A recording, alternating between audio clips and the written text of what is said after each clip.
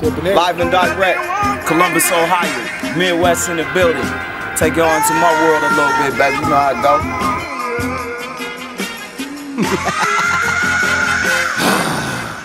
I'm a problem starter with anybody. Body any, big or skinny, bring it to everybody. Call me crazy, maybe lazy, but never call me sloppy.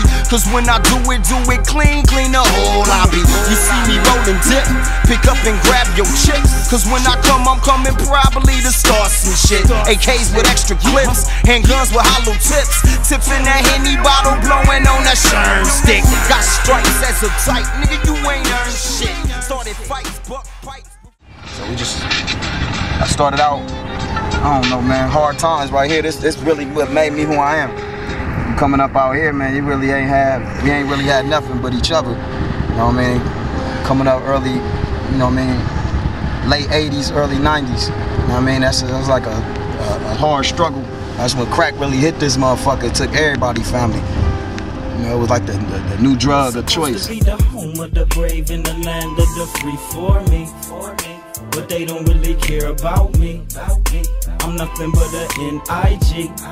G-A, they say, still a slave. My mother started smoking, you know what I mean? My stepfather, they had started getting high. I think it was like 10 years. It was like 10 years old. You know what I'm saying? And it took him for a loop. I mean, we went from hella presents under the Christmas tree to a pair of Voyets and a Voyet basketball. You know what I mean? Just that struggle shit. And a bunch of Chetty Newsy books and shit like that. It really like affected me, man. Like a lot of people out here really pretty much know me because my mom's house, nigga, was like the hub. He tell me about times when his mom be gone, whatever. Be gone for a minute. He just be out there like, yeah, well, we was just out there doing this and that and wasn't nothing in the house. They call them geekers down in the sea out. You know what I'm saying? Well, back then they did, you know, geekers running all through the crib, this and that. And man, it was just fucked up. Tom went through a lot, man. We had a quarter and a double. A half a double was like the quarter. You know what I mean? Got the smokers in the basement, the hookers upstairs, and the Dylan in the kitchen. You know what I mean? So it was kind of fucked up. But where we was off limits. That was the living room. So it was basically like a no problem, no brainer. You know what I mean? I ain't have a lot of problems. I had a lot of respect from a lot of old heads. So it just helped me survive through that shit. By the time I was 10 years old, my mom got strung out like real heavy. You know what I mean? Like 9. Transition from 9 years old to 10. She was gone. You feel me? And then that's when Children's Services became like family. Them motherfuckers was coming every 2-3 days, coming up to the school, coming to the house. They were doing everything they could take us for my mother. But we, you know, held on. She held on because we was smart, man. We used to lie to them motherfuckers. Where your mom at? We ain't seen her in like 2 weeks. We be like, man, she went to the store. They be sitting there waiting for her to come to the store. We like, she went to the grocery store. Cause they be looking like, ain't no groceries in here. Where the food at? My mom went to the grocery store. Well, ain't no food. Yeah, it is. Canned goods, everything in here. You know, we swindled it all the way till about, I was in the 8th grade. You know what I mean? And, you know, SWAT ended up hitting our house like 2 times in 1 week. And Children's Services was not having it. But it took my family down, man. My mama was strung out till I was like 17 years old, from 10 to 17, and she was like one of the main smokers of the north side and east side. So it was, you know, God saved my mama, gave my mama her life back. She ain't ever fucking picked up a cigarette, let alone a rock. I ain't got no money. I ain't got no dough. So don't blame me when I load up and go for what I know. The streets got me so. Teardrops on my pillow, high off a window, a nigga can't cry no more. Crack kill families, my nigga. Every rock I sold killed somebody's mama. Daddy, sister, brother, you know what I mean? They just do, automatically. So I just really did it to really feed my family. And I was like, I'm the oldest boy out of my mama's household. And you know, I'm like the oldest boy, so it was like, man, my mama gone. My pops stepped out of my life early.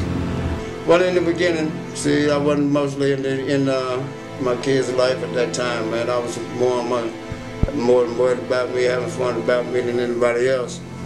And then I didn't miss most of his childhood. Being young like I was, it was like a stressful thing to kill your childhood. I was taking care of when you helping your brothers and sisters. My sister was older than me, but she was just as street as I was, but she hooked up with my brother. We should be saying we brothers, you know what I mean? He helped raise me, but that nigga was a G. You know what I mean? He was well respected.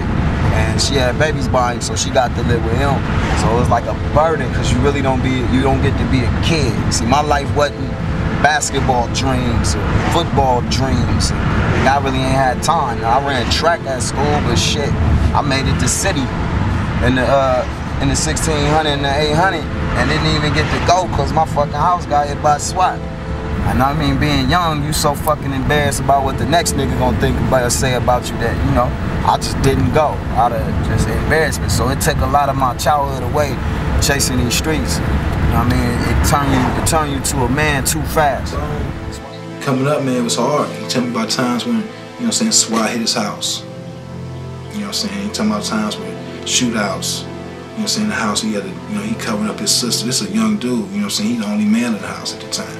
He didn't have his two younger brothers at that then. So for him to, you know, experience that, I'm like, damn, you know what I'm saying? And to hear that music, that make you love it even more. When you know somebody real shit, you love that. You love it, you can relate. See, I'm the topic of discussion. As soon as I bustin', got the industry bustin', cause I'm calling, they bluffing. Don't believe what they say, only see it as play. Niggas talk about killing, but they don't ever spray. They be delaying when it's crunch time. Got no fear in me, see the whole thing clearly through the scope of the semi as I bust from the Jimmy out the window. Let them all go. COG, let them all know how the gang go down when they beat with a hound. 30 round shots, clear that block. Every time that I'm around, nothing but soldiers. That's what generals do. Be a liar if I told you ain't no hoes in my crew. Some niggas pussy, but them pussies never found around who?